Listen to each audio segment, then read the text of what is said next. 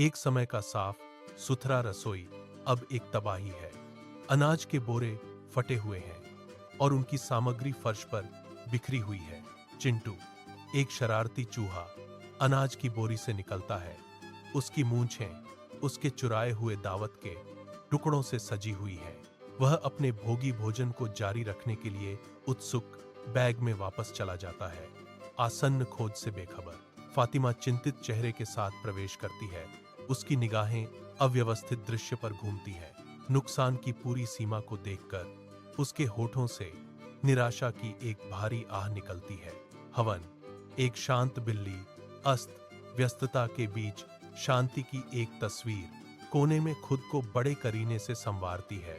धूप वाली रसोई में दीवार में एक छोटा सा बिल छिपे हुए निवासी चिंटू के गुप्त जीवन का संकेत देता है।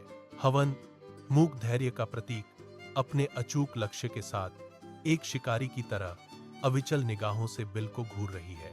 उसकी स्थिरता पूर्ण है। प्रत्याशा की एक मूर्ति, वह प्रतीक्षा करती है। एक भी मांसपेशी नहीं फड़कती। फातिमा रसोई में दाखिल होती है। उसका इरादा मजबूत है, जो पल भर के लिए शांत दृश्य को भंग कर देता है। हवन के अटूट ध्यान को देखकर फातिमा उसकी अत्यधिक धैर्य को केवल आलस्य समझ लेती है।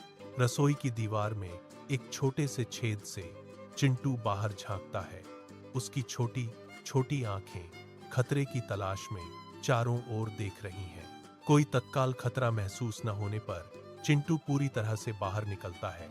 उसका नन्हा शरीर अनाज के एक आकर्षक डिब्बे की ओर सरकता है। अचानक गति का एक धुंधलापन हॉर्न, बिजली की तेजी से झपटी, उसकी आंखें शिकारी इरादे से चमक रही थीं। चिंटू एक झटके में पकड़ा गया। सदमे और अचानक डर से उसका नन्हा शरीर अकड़ गया। फातिमा रसोई में लौटती है।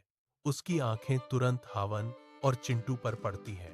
उसके होठों से एक खुशी भरी चीख निकल जाती है। वह हावन को स्नेह से नहलाती है, चालाक जानवर को उसके कार्यों के लिए पुरस्कृत करती है। अन्य परिवार के सदस्य चारों ओर इकट्ठा हो जाते हैं। उनके चेहरे मुस्कान से दमक उठते हैं।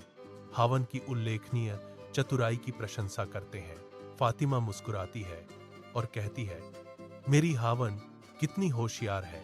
परिवार का एक सदस्य समझदारी से सिर हिलाता है और कहता है, आक्लमंडी तौकत से ज्यादा बड़ी चीज है। बुद्धिमानी ताकत से बढ़कर है।